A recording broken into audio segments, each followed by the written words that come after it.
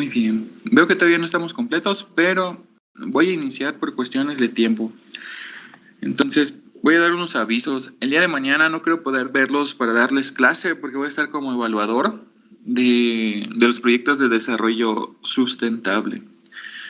Entonces, igual tengo en cuenta que esta semana está pesada para la mayoría de los de ingeniería bioquímica, por lo tanto voy a evitar marcar algún examen o alguna actividad. Me refiero con actividades a que sean de un día para otro o que sean para entregar esta misma semana, ¿no? Si llegara a marcar alguna actividad, lo más probable es que sería para entregar la próxima semana, para que no andemos con estas presiones. Y antes que nada me gustaría pues desearle suerte en todos sus proyectos que tengan esta semana. Yo sé que les va a ir muy bien. Y vamos a continuar. Ya mero estamos por terminar igual el semestre. Nos falta terminar enzimas, vamos a ver vitaminas y nos falta una última unidad que se llama aditivos. Para esta última unidad suelo marcar una investigación. Entonces los evaluaría con una investigación en equipo. Pero eso sí, debe estar bastante completa para que puedan eso de tener los puntos, ¿no? Entonces, ya vamos a acabar. Les doy como consejo, vamos a tratar de no estresarnos lo más posible para poder terminar bien este semestre. Entonces, sin más que agregar, nos falta ver proteasas de origen microbiano. Ya hemos visto diferentes tipos de proteasas, ¿no? Como por ejemplo, de origen vegetal vimos las bromelinas, pudimos mencionar también las papaínas.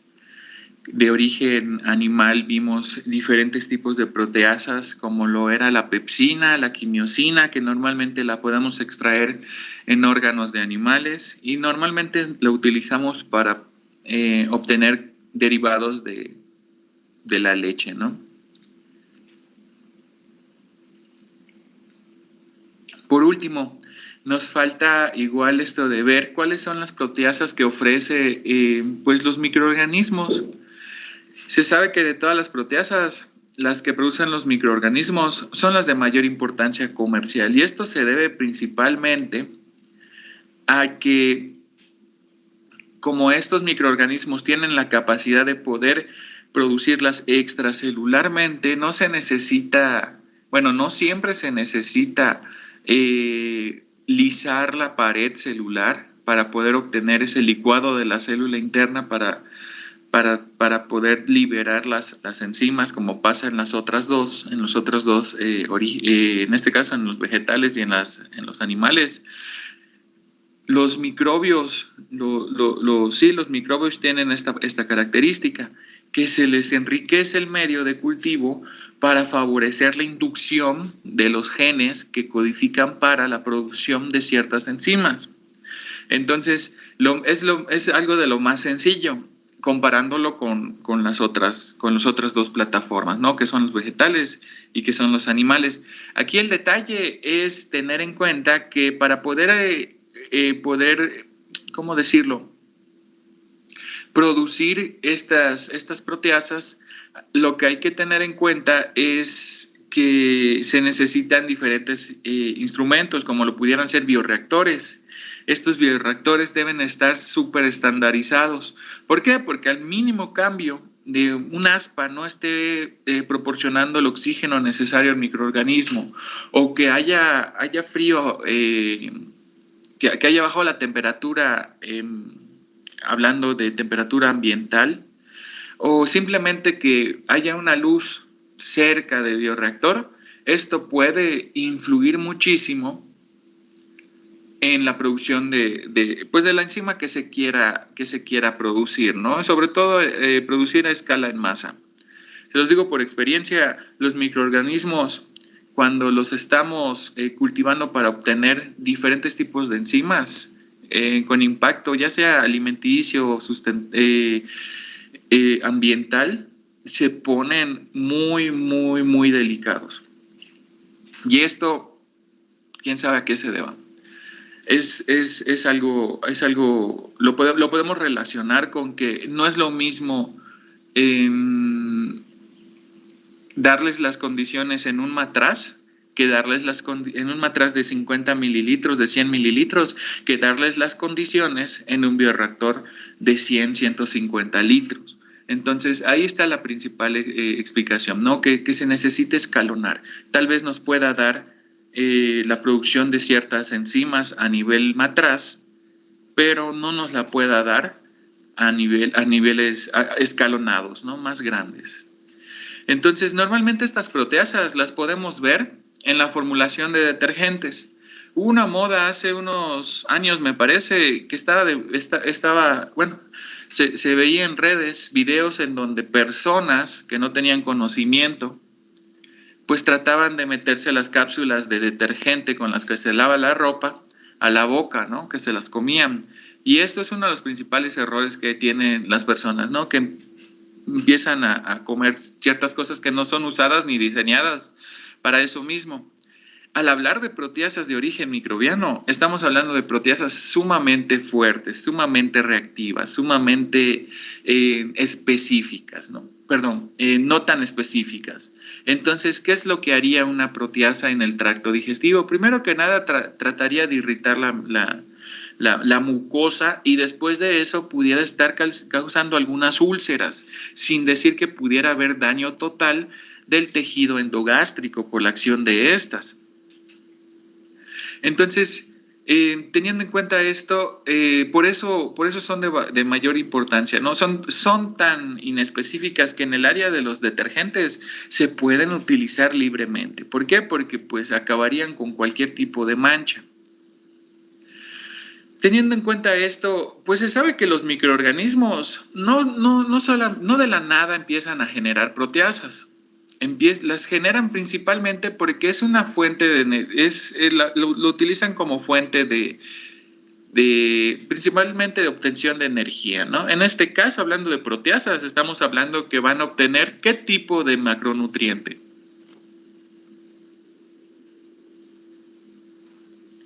¿Qué tipo de macronutriente van a obtener mediante la acción catalítica de las proteasas?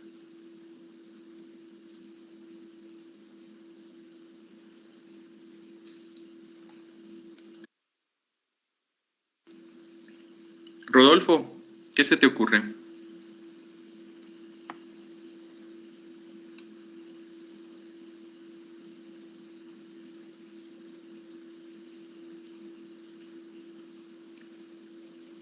No sé, profe. No, a ver, ya llevaron micro, ¿no? ¿Qué necesitan los microorganismos para poder vivir? ¿Qué fuentes? Valeria, ¿No habla de las proteínas? de las proteínas, pero ¿cómo se les conoce en microbiología? ¿Cómo nos referimos a las proteínas?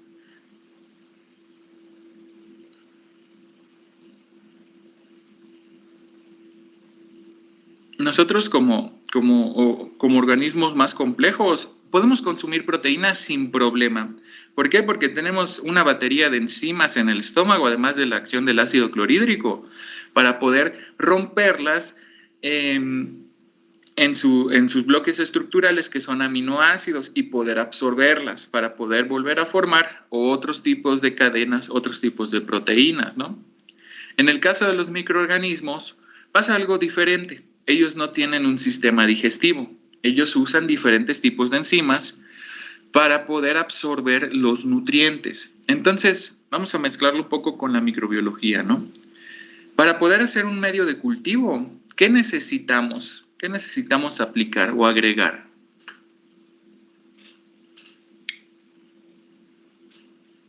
Pues se necesitan de nutrientes para que la célula o el microorganismo se reproduzca, ¿no? Ajá, ¿qué nutrientes serían? Pues depende de cada uno, pero la mayoría utiliza lo que son carbohidratos. Una fuente de carbono, muy bien. ¿Qué otra cosa necesitan?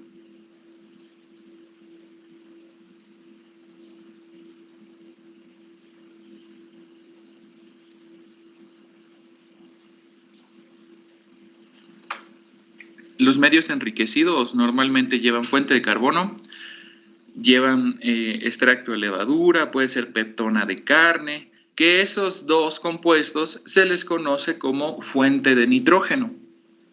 Y algunos tipos también se les puede agregar materiales traza como minerales o iones, ¿no?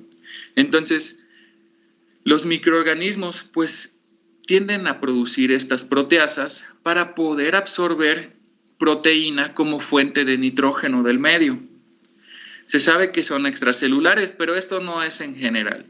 Hablando de hongos y levaduras, son microorganismos que tienen más fácil o tienen este canal para poder excretar desde donde se sintetiza la proteína o la enzima hasta el medio en donde estén pues habitando, ¿no? Y normalmente tienen un gran peso hablando de uso comercial. ¿Por qué? Por esto último, ¿no? Por esta última característica, que se puede hacer un medio de cultivo líquido, tiene que ser líquido. ¿Por qué? Porque en realidad es más fácil el manejo, se deja crecer, se saca en realidad la curva de crecimiento para ver en dónde se genera esta enzima de interés en cualquiera de las fases que tiene de crecimiento. Se corta el crecimiento, se libera el líquido, se filtra para quitar cualquier tipo de materia orgánica, pudiera ser hablando de células de estas mismas microbios o microorganismos. Se filtra, se obtiene y luego se pasa a otro proceso completamente diferente, en la cual es la verificación, o sea, primero que nada la concentración de enzima, la actividad catalítica de la enzima, la filtración, la semipurificación, hasta obtener la purificación, y luego pudiéramos realizar diferentes tipos de metodologías para la conservación, como pudiera ser la liofilización, entre otras, ¿no? Entonces, esto es lo que tiene ahorita, bueno, digo ahorita, pero me hago referencia hace como unos 50 años, lo que tiene mayor importancia ahorita en el mercado. ¿Por qué? Porque, como ya vimos, unos ejemplos claros de modificaciones genéticas, ya tenemos estas herramientas no tan desarrolladas, pero sí ya se pueden hacer ciertas modificaciones, como por ejemplo a Saccharomyces cerevisiae, la levadura de pan y de vinos. Se puede agregar diferentes tipos de genes para que produzcan diferentes tipos de productos. En este caso estoy hablando de los genes para que puedan codificar la insulina, ¿no? Hoy en día se sabe que las levaduras ya no se toma, la insulina de los puercos, de los animales, sino se toma de microorganismos, ¿no? Entonces hay un sinfín de opciones al momento de utilizar y estudiar, pues, microorganismos. ¿Cuáles son los usos industriales que se les da? Bueno, principalmente podemos mencionar derivados de la leche, como quesos, diferentes tipos de quesos. Aquí sí hay una gran variedad, como por ejemplo podemos utilizar la aminopeptidasa de Lactococcus lactis para poder crear un queso estilo blue cheese tipo azul. Podemos usar diferentes tipos de enzimas, podemos hacer esto también, una mezcla de microorganismos que nos ayuden, sobre todo para la fermentación. Si no contamos con el microorganismo, podemos comprar la enzima la comercial, y podemos saltarnos algunos pasos de maduración, lo cual no es lo indicado, pero pues sí se puede realizar un queso. No va a tener las mismas características, no va a tener la misma calidad, pero sí va a tener podríamos decir que el mismo patrón, ¿no? El mismo sabor, olor o color, ¿no? Entonces, en cuestión de derivados de la leche, sí se utilizan mucho hoy en día. También nos puede servir para poder fermentar o obtener cualquier bebida alcohólica. Lo que se utiliza muchísimo son las amilasas. Hablando del sake japonés, el microorganismo que por excelencia se usa es Aspergillus oryzae. Entonces, Aspergillus oryzae tiene un buen rendimiento hablando de fermentación sobre todo de glucosa, y también tiene un buen rendimiento al momento de cortar los almidones del arroz. Entonces es por eso que se usa. También se usa muchísimo las amilasas de Saccharomyces cerevisiae para toda la industria de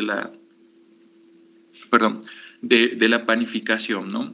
Hoy en día podemos ya encontrar cómo cultivar a Saccharomyces cerevisiae para poder obtener una levadura madre, ¿no? Entonces, es sencillo, solamente se agrega sal, glucosa, agua y obviamente parte de esta cepa. Ya al momento se deja incubar, obviamente a las temperaturas que le agradan a este caso a la levadura, y ya pudiéramos contar con levadura madre, ¿no? Para poder hacer diferentes tipos de panes, sobre todo estos que tienen la corteza dura y tienen el interior muy blando o esponjoso, como son los panes de molde. Y la última que puedo mencionar entre muchas que hay, son las glucoamilasas, las de Rhizopus de Lemar, ¿no? Esta principalmente se obtiene para la obtención de harina, ¿no? Sirve para poder quitar parte de los tejidos lignocelulósicos que trae, pues en este caso, el trigo, y nos ayuda a recuperar la mayor cantidad en este caso, de carbohidratos, ¿no? Que contiene la harina. Bueno, ahora nos toca hablar sobre carbohidrasas. Las carbohidrasas, pues, son las enzimas responsables que van a convertir carbohidratos en azúcares simples, ¿no? Entonces tienen la capacidad de romper los enlaces que tienen los polímeros de estos azúcares. ¿Cómo se llaman esos enlaces? ¿Alguien recuerda que unen a los polímeros de azúcar?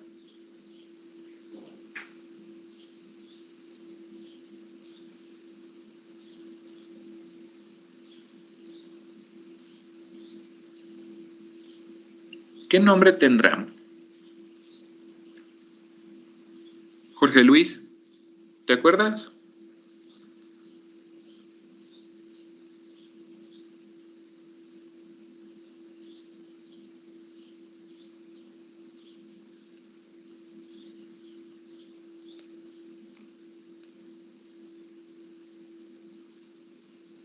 ¿Cómo se llaman esos enlaces que unen, por ejemplo, qué será? Dos glucosas.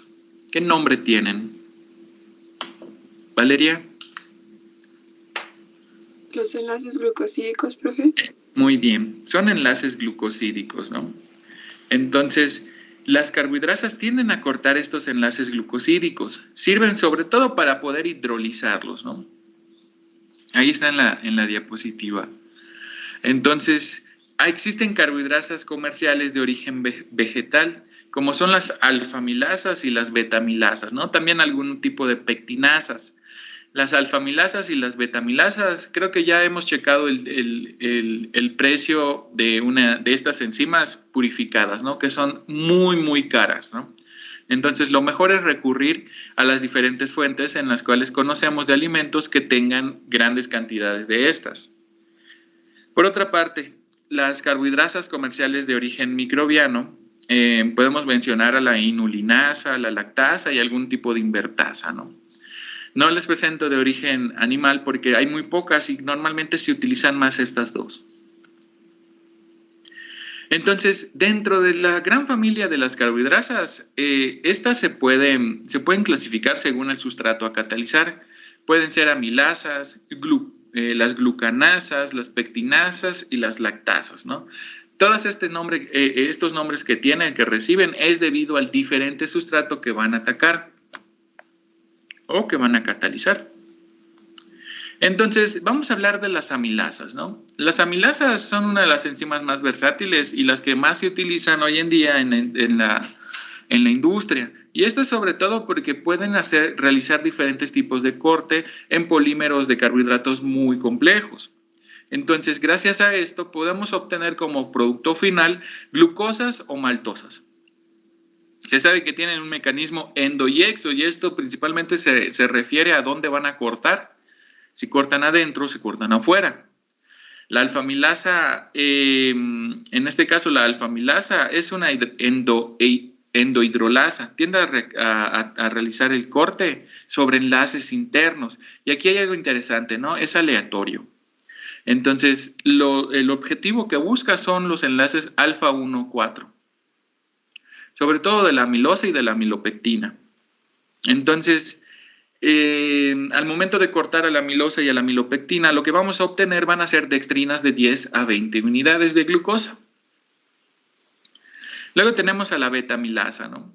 También esta, a comparación de la alfa-amilasa, podemos decir que es como que es su contrario, ¿no? Esta es una exoenzima. Esta hidroliza los enlaces alfa-1,4 cada 2 moléculas de glucosa a partir de los extremos no reductores de la amilosa y también de la amilopectina, con la liberación de moléculas de maltosa, ¿no? Entonces, vean la diferencia, la alfa y la beta. Aquí lo tenemos. Vemos cómo corta cada 2 la beta-amilasa y la alfa-amilasa corta en endo, y corta aleatoriamente, siempre y cuando haya un enlace alfa-1,4. Por último, tenemos la amiloglucosidasa, ¿no? Esta enzima, también llamada glucoamilasa, tiene la capacidad de hidrolizar tanto los enlaces alfa-1,4 como los alfa-1,6, ¿no? De los glucanos por el extremo no reductor de la cadena. Entonces, si se le da un tratamiento completo a esta, podemos decir, a este polímero de carbohidratos, lo que vamos a obtener son diferentes tipos de azúcares, podríamos decir monosacáridos o azúcares pequeños, ¿no? ¿Y cuál será la importancia de esta actividad, no? Pues principalmente también está relacionado muchísimo con el malteo, con la panificación y también, sobre todo el más importante, es la producción de diferentes tipos de edulcorantes. Entonces, aquí podemos utilizar diferentes tipos de edulcorantes para brindar una alternativa al que siempre se ha utilizado, ¿no? Que es la sacarosa. Entonces, aquí pasa algo muy interesante, ¿no? Se sabe que todavía se está investigando, bueno, todavía se sigue trabajando con los glucósidos de esteviol. Entonces, hay algunas partes que confieren este sabor amargoso al final de consumirlo. De hecho, casi todos los productos de stevia nos dejan como que un sabor residual en la boca, como amargo, ¿no? Entonces, todavía se está en búsqueda de una enzima que sea capaz de poder eliminar esa molécula que está unida al carbohidrato. Entonces, si se llegara a encontrar alguna enzima con esta actividad, pudiéramos en realidad producir este tipo de azúcar proveniente de la stevia sin el sabor amargo. Sí existen enzimas que lo quitan, pero en realidad el rendimiento todavía no es muy óptimo y además súmenle eso a que las enzimas se pueden inactivar, ¿no? Sobre todo por feedback, por un aumento del producto final, pueden ser inactivadas, ¿no? Entonces todavía está en investigación esta última parte. ¿Cómo se procesa el almidón? Vamos a ver el procesamiento enzimático del almidón, ¿no? Que llega a tener almidón. Entonces, principalmente tenemos que empezar con la suspensión del almidón. Luego, tenemos que cocerlo a una presión determinada y a una temperatura determinada. Luego pasamos al siguiente paso, que es la licuefacción, ¿no? En donde se suelen utilizar algún tipo de maltodextrina. Lo que vamos a obtener va a ser la maltodextrina. Lo que se suele utilizar son alfa-amilasas. Luego de la licuefacción vamos a tener un caldo de dextrinas y también de oligosacáridos. Estos oligosacáridos pueden tener las dextrinas pueden tener 2 rutas. Podemos tratarlas con amiloglucosidasas o también podemos hacer un tratamiento de amiloglucosidasa y betas-amilasas para obtener, en el primer aspecto de las amiloglucosidasas, jarabes con 98% de glucosa, jarabes de primera generación con el 42% de fructosa, que se puede utilizar un recambio con glucosa isomerasa para aumentar este porcentaje, y también podemos obtener glucosa. Luego tenemos en el siguiente paso, ¿no? Amiloglucosidasa con betamilasas. Podemos obtener jarabes ricos en glucosa y maltosa y jarabes ricos en maltosa, ¿no? Cada uno de estos jarabes tiene su uso en la industria, como por ejemplo pueden endulzar ciertos tipos de refrescos o se utilizan también para poder hacer diferentes tipos de paletas. Entonces, este es uno de los procesamientos más básicos que podemos mencionar para poder procesar al almidón. Entonces, ahorita vamos a ver un video, trata sobre edulcorantes, ¿no? Pero quiero que lo vean y al final voy a hacer preguntas para poder ver en qué tipo de proceso de los siguientes que vamos a ver se puede aplicar pues enzimas para poder obtener un mayor rendimiento, sobre todo si es viable o no sería viable. Entonces, presten atención, solamente si alguien me pudiera confirmar si se escucha el video, por favor.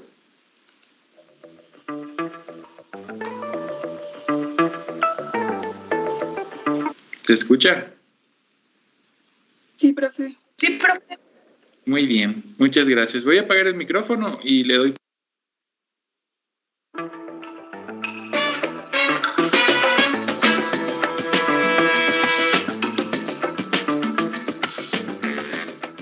En la actualidad existen diferentes maneras, además del azúcar, para poder endulzar nuestros alimentos y bebidas y cuidar nuestra salud.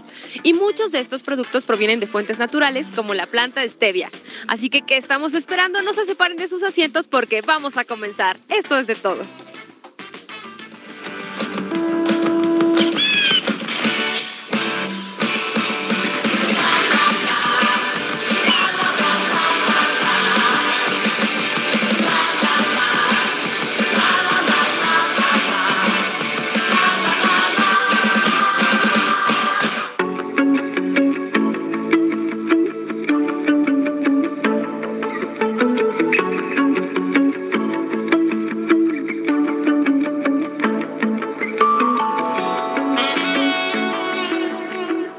Cuando hablamos de alimentos, por supuesto que también estamos hablando de investigación.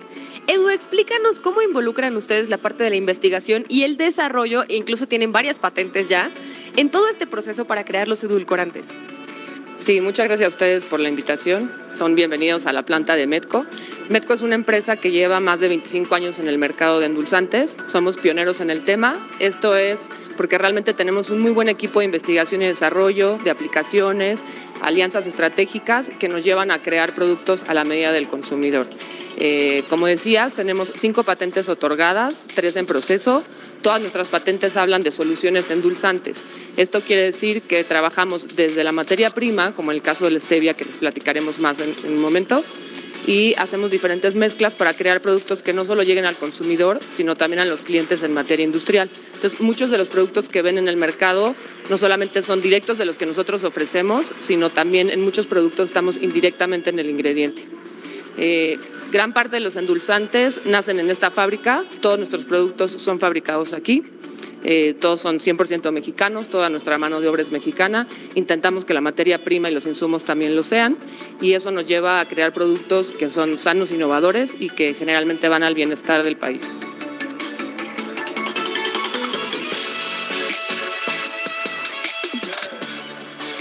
Edu, ¿y de qué manera podemos comprender nosotros mucho mejor qué es lo que hacen los edulcorantes y cómo pueden beneficiar a la salud?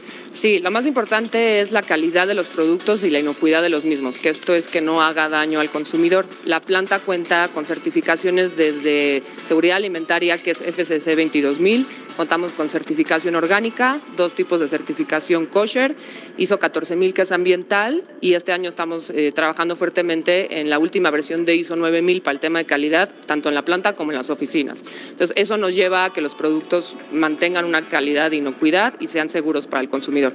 Por otro lado, Medco también trabaja mucho en la regulación del país. Esto quiere decir que las normas o la información que se da al consumidor, la información, la base científica, Medco trabaja ahí para realmente evitar los mitos y decir lo que realmente son los edulcorantes. ¿Y de qué manera nos beneficia en la salud? Pues beneficia con todo el esfuerzo que está haciendo el país, por ejemplo, en tema de luchar contra la obesidad, reducir los índices de diabetes en el país. Una gran alternativa para dejar de consumir azúcar es usar edulcorantes. La aplicación de los mismos es algo muy importante porque tienes que cuidar que sepa igual. El paladar mexicano está muy acostumbrado al dulzor, entonces tienes que cuidar muy bien que sepa igual, que tenga el mismo dulzor y que tenga las mismas características para poder hacer el switch, digamos.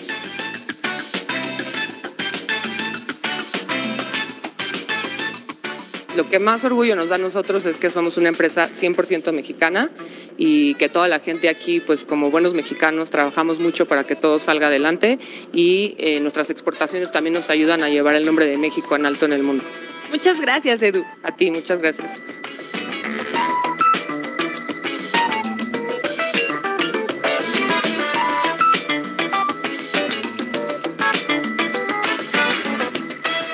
Estamos a un paso más cerca de conocer el proceso con el cual se hacen los edulcorantes, pero creo que primero, Leonor, tendríamos que saber qué es un edulcorante. Sí, Alexia, es una muy buena pregunta. Un edulcorante es cualquier producto que tiene la propiedad de endulzar el alimento o la bebida donde tú lo utilices.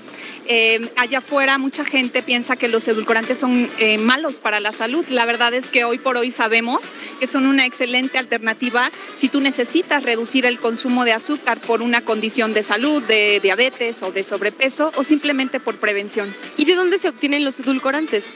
Existen diferentes tipos de edulcorantes. Tenemos básicamente dos categorías, por su origen y por su aporte calórico.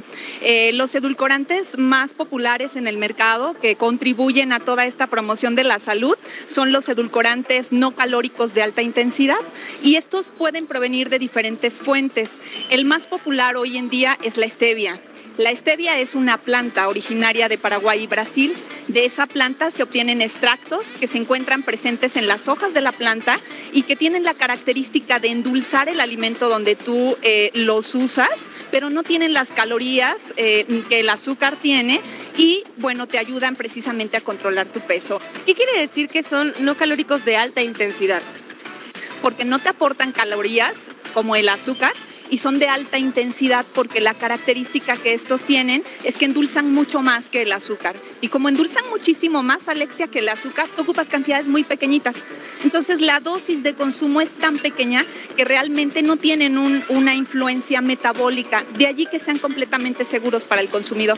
Los edulcorantes no calóricos de alta intensidad, pues algunos son de origen sintético, fueron desarrollados a nivel laboratorio, a nivel experimental, y muchos otros simplemente se desarrollaron procesos de extracción para obtenerlos de sus fuentes naturales. Hoy por hoy la stevia es lo más popular, es lo más nuevo, pero en otros países existen otras fuentes, como hoy por hoy también la fruta del monje, la taumatina, que es un árbol originario de África, de la cual se obtiene un edulcorante no calórico de alta intensidad, pero en México ahorita el auge es la stevia, porque la stevia pues es un edulcorante no calórico conocido desde hace muchos años, que es completamente seguro para el consumidor y que tiene un excelente perfil de sabor si lo sabes utilizar adecuadamente. Pero nuestro producto líder en el mercado, que es Esvetia, es precisamente un sustituto de azúcar hecho con extractos de esta planta. Estos extractos son conocidos como glucósidos de esteviol. Hoy podemos sentirnos muy orgullosos de que estamos produciendo nuestra propia stevia, misma que es utilizada en todos los edulcorantes de mesa que nosotros pues lanzamos al mercado. Entonces se encargan prácticamente de todo el proceso, desde la materia prima hasta que ya tenemos el sobrecito listo para nuestro café. Así es, así es. En un momento más ustedes van a hacer un recorrido por la planta, que es muy importante ahorita pues pasar con todos los filtros de seguridad. En un ratito más nos vamos a poner el uniforme porque aquí en la planta cuidamos mucho el tema de calidad y de inocuidad para garantizar que el consumidor pues adquiera un producto que significa pues una gran confianza al consumirlo porque está respaldado por estas certificaciones. Y van a poder conocer también nuestra planta de extracción de stevia. Nosotros este proyecto se inició hace muchos años en la empresa, hace más de 5 años. Estuvimos vinculados al Instituto Politécnico Nacional también. Trabajamos mucho de la mano con ustedes, lo cual es un orgullo para nosotros como empresa. Y bueno, sí podemos presumir hoy por hoy que somos orgullosamente mexicanos y somos la única empresa en México que estamos alineadas verticalmente y todo es con tecnología 100% mexicana. Pues entonces, ¿qué estamos esperando? ¿Qué te parece si nos vamos a preparar para que entonces Belén nos lleve a recorrer la planta? Claro que sí. Muchas gracias por venir.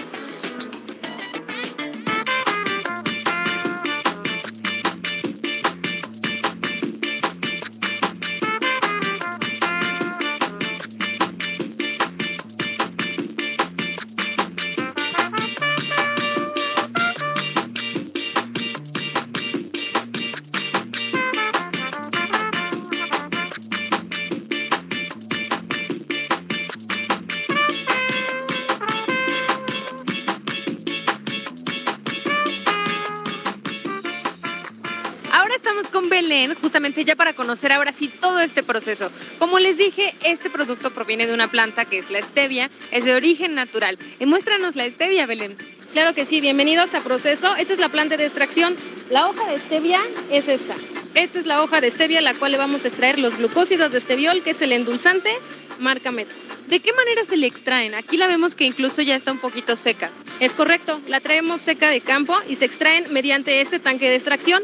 En este tanque de extracción tenemos un medio acuoso, hacemos el vaciado de pacas y comienza a extraer mediante calor todo el glucósido de steviol. Como si hiciéramos un té. Prácticamente hacemos una infusión, hacemos un té con diversos lavados hasta que a la hoja, como la ven aquí, la dejamos prácticamente sin nada de glucósidos de steviol.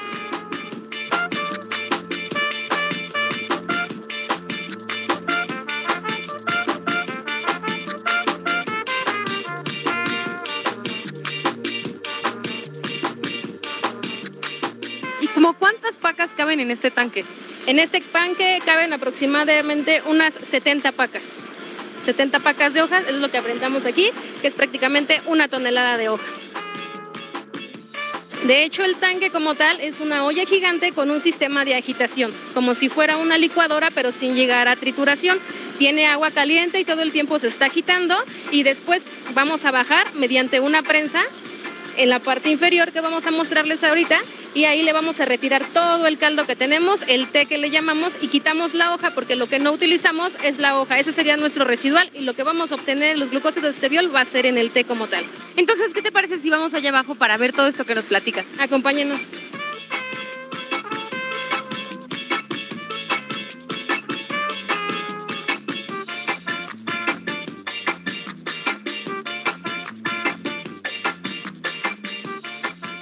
Mira, prácticamente una vez que hicimos todos los lavados, se descarga por esta zona y obtenemos todo lo que es el té. El té, entre más espuma veamos que tiene, es porque tiene una mayor cantidad de glucósidos de steviol.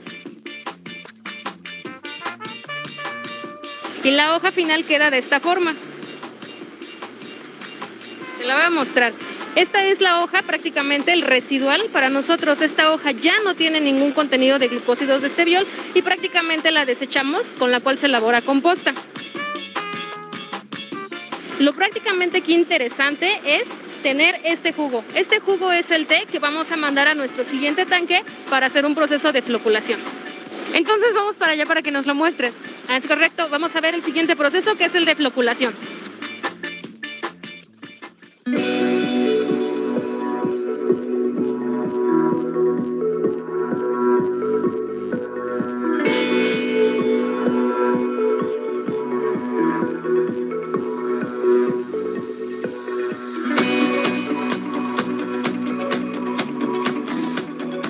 Ahora, una vez que floculamos, lo vamos a tener en el tanque de almacenamiento número 4 y va a correr sobre este filtro prensa. En este filtro prensa vamos a operar, le vamos a quitar todas las impurezas y lo vamos a mandar a nuestro tanque de alimentación número 5 para posteriormente mandarlo a un intercambio iónico.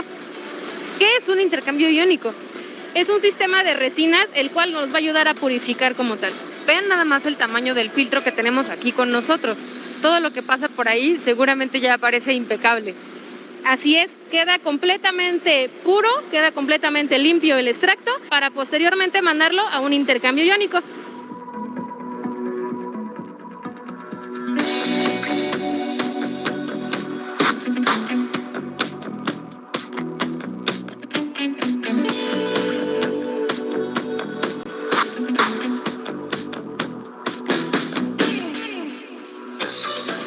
Ahora sí, este es el intercambio iónico, lo que nos platicabas que es otro proceso. ¿Para qué se utiliza?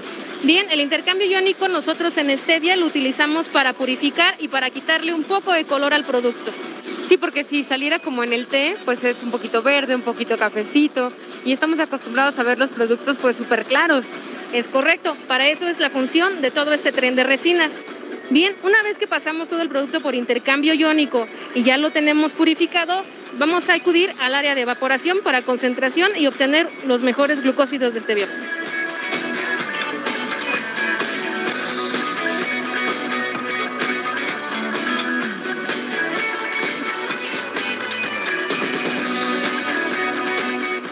¿Qué es lo que sucede en esta parte del proceso? Bien, este es el área de evaporación y concentración de glucósidos de esteviol.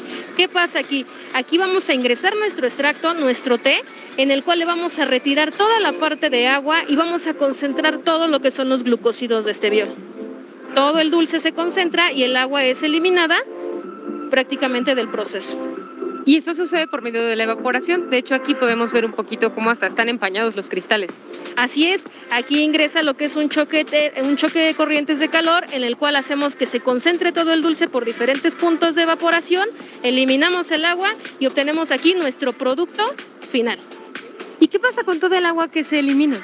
Toda el agua que se elimina la mandamos a nuestros tanques de almacenamiento para recuperación y continuar proceso. Prácticamente nosotros también estamos comprometidos con el medio ambiente y no contaminamos ni desechamos más agua. Esta misma agua la recuperamos para hacer una siguiente extracción. ¡Qué interesante! Y entonces, ya que tenemos el producto final, ¿qué hacemos con él? Una vez que tengamos aquí listo el concentrado, lo vamos a envasar en unos tambos. Lo vamos a cerrar perfectamente y vamos a dar paso a nuestra área de secado por aspersión para convertirlo en polvo. ¡Qué interesante! De líquido a polvo. Entonces vamos a ver cómo se transforma. Así es, vamos.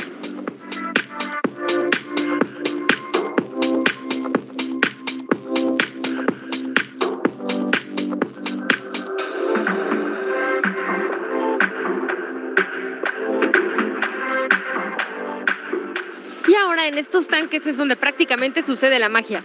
Es correcto. Aquí vamos a pasar de tener un extracto líquido a una fase polvo a través de este equipo que es un secador de aspersión.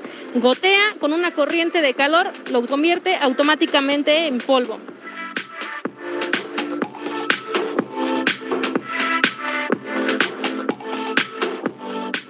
Este es el producto final que vamos a obtener y aquí están los glucósidos de esteviol hechos polvo.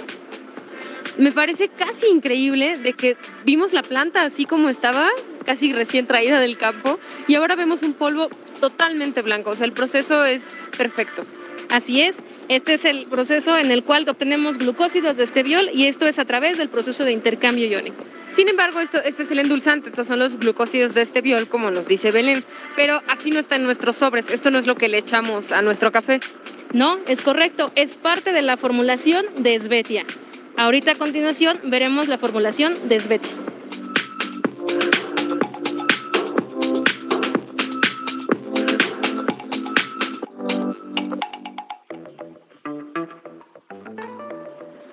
Y ahora Edu nos va a explicar en qué consiste esta mezcla para lograr que el producto sepa bien, sea bueno para la salud y bueno, tenga todos estos beneficios que ya nos comentaron. Claro, la mezcla es el proceso en donde empieza ya la fabricación del producto terminado. El proceso de mezclado es un proceso que para nosotros fue la primera patente. Metco yo creo que fue la primera empresa que hizo una patente de mezclas de stevia con otros ingredientes. El proceso hasta hoy en día se respeta y es un proceso de cocristalización, que lo que hace es asegurar que el edulcorante se pegue bien a los granos de la base. Entonces aseguras que cada grano sepa exactamente igual y tengamos con eso el mejor sabor. El proceso básicamente es vaciado de la base, que muchas veces, por ejemplo, en azúcar BC es azúcar. Después se vacía el edulcorante, se hace una mezcla, esa mezcla pasa a través de unos elevadores de cangilones a una criba, la criba separa cualquier contaminación física que pueda existir y de la criba se mete a diferentes bultos. Los bultos son llevados al área de ensobretado para generar nuestros sobrecitos, o los bultos también se venden en el área industrial, donde nos pueden encontrar, por ejemplo, en panadería, en refrescos o en otros productos terminados. Y también se llevan al proceso de bolsado, donde se van haciendo bolsita por bolsita de nuestros productos. Digamos que las diferentes presentaciones, ¿no? Y más o menos qué cantidad tiene cada sobre, porque me imagino que también con eso es como una propuesta para el consumidor de dosificar la cantidad de endulzante que consumimos. Claro, nosotros aseguramos que cada sobre de Svetia contenga 2.5% de stevia. La cantidad, realmente lo que tienes que asegurar es que te dé el dulzor necesario. Hay otros productores que utilizan menos o mayor cantidad, pero depende de la fórmula. Nosotros con el 2.5 aseguramos que tengamos el mejor sabor, la cantidad de stevia suficiente. Y menos calorías, que eso es muy importante. Claro, y menos calorías. El producto lo puede consumir toda la familia. Es un producto que está avalado por la Federación Mexicana de Diabetes. Entonces, realmente cualquier persona lo puede consumir. Y hablando de la formulación, yo quiero presumirles que en México Edu es quien formuló este producto para que podamos tener todos los beneficios que implica. Gracias. Sí, en 2009 cuando yo entré a trabajar, parte de mi trabajo era hacer de investigación y desarrollo. Entonces yo formaba parte del equipo, entonces junto con todo el equipo de investigación y desarrollo formulamos en ese momento Esbetia, que gracias a Dios hoy es la marca líder, la marca estrella para la empresa. Y ahora que mencionas el equipo, yo quisiera recalcar que está conformado en un 68% por mujeres. Eso es muy importante para México.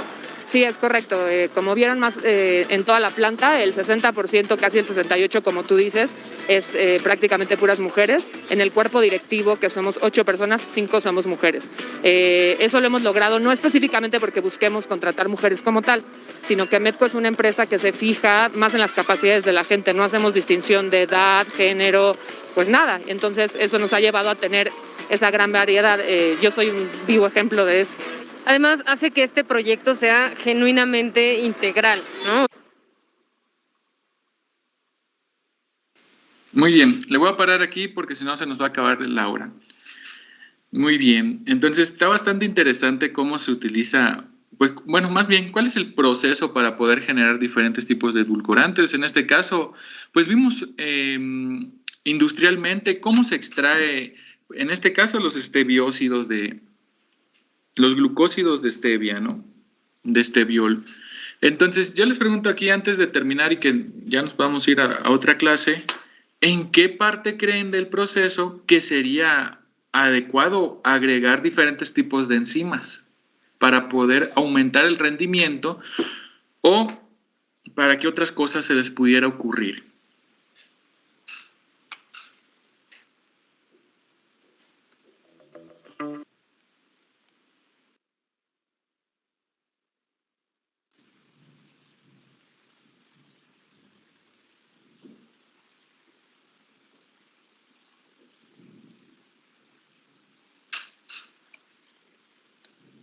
¿Cuál sería el papel de las enzimas, en este caso de las amilasas, gluconasas, amilopectinasas, en esta industria del azúcar, ¿no?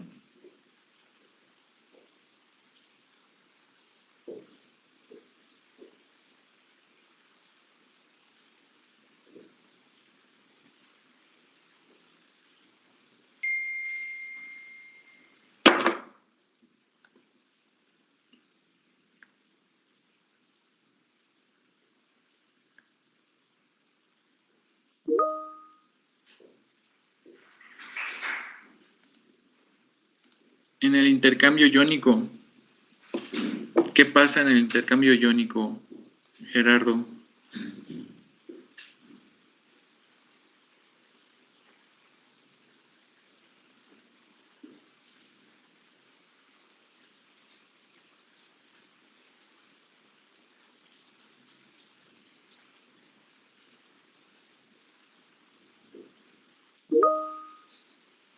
Se purifica el extracto. Ok. Bueno, queda pendiente. Vamos a ver cuándo nos podemos volver a reunir. Yo creo que el día miércoles sí vamos a tener la clase. Sin embargo, voy a quedar en espera porque sé que muchos presentan en ese día, ¿no? Y no sé si sea presencial, pero lo voy a considerar.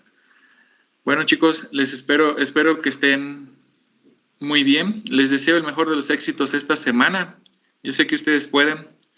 Y nos veríamos la próxima clase, que tentativamente pudiera ser el día miércoles. Sin más que agregar, nos vemos. Y mucho éxito. Hasta luego. Gracias, profe. Nos vemos. Nos vemos. Profe.